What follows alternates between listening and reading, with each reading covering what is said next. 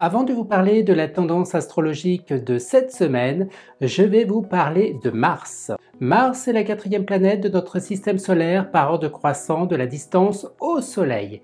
Cette planète se situe à plus de 400 millions de kilomètres de la Terre. Son atmosphère est de couleur rouge, ce qui lui vaut d'être surnommée la planète rouge. Cette teinte qui passe du rosé au brun en fonction des saisons provient des particules poussiéreuses composées de rouille et qui se répandent dans l'atmosphère à cause des fortes tempêtes de vent. Mars est des fois plus petite que la Terre et est dépourvue d'eau. D'un point de vue astrologique, Mars est associé au signe du Bélier, un signe de feu. Et chez les Grecs, Mars a le visage du dieu Arès, le dieu de la guerre, le dieu le plus combatif de l'Olympe. Mars traverse un signe entre 6 semaines, mais aussi elle peut y rester jusqu'à 6 mois. Il s'agit d'une planète qui impose. Dans une bonne configuration, Mars apporte l'énergie dont nous avons besoin. Alors où se situe Mars en ce moment ? Mars termine sa trajectoire dans le signe de la Vierge jusqu'à mercredi.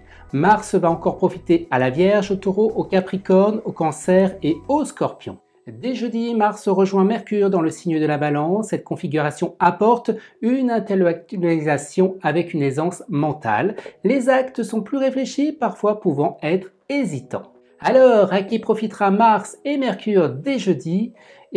À nos signes d'air qui sont les Balances, les Gémeaux, les Verseaux, mais aussi aux deux signes en aspect favorable, les Sagittaires et les Lions. Voyons maintenant ce qui ne change pas. Le Soleil qui est toujours dans le signe de la Vierge. Le Soleil en Vierge apporte plus de discipline, plus de rigueur. Il va apporter une marque d'intérêt à notre quotidien, le souci du détail et de l'efficacité.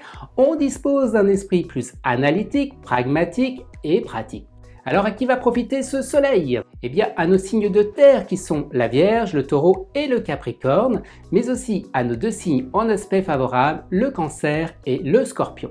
Et on termine avec Vénus qui est toujours dans le signe du Scorpion. Cette Vénus en Scorpion est très magnétique, très intense, passionnée. Elle a une véritable profondeur des sentiments, très attachée à la sécurité.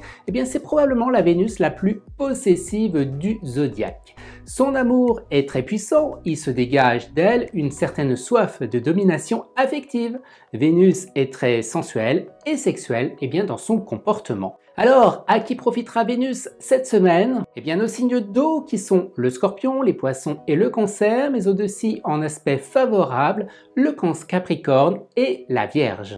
Voilà, on a fait un petit tour des différentes planètes importantes pour cette semaine. Alors avant de vous quitter, voici mon top 3 des signes de cette semaine.